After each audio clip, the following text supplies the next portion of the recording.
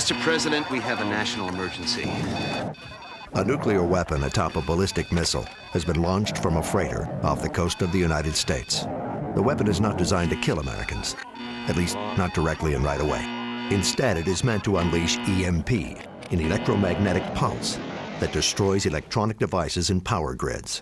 As it detonates 300 miles above the United States, the single explosion unleashes electronic waves 1,000,000 times more powerful than any radio signal on Earth. In the United States, nearly all computers fail. Telecommunications end. Transportation comes to a halt. The stock market's crippled. Bank accounts disappear. Federal officials warn EMP could paralyze America, instantly returning our country to a pre-industrial age. And they say we are utterly unprepared for it. EMP. It's a terrorist dream. An American nightmare.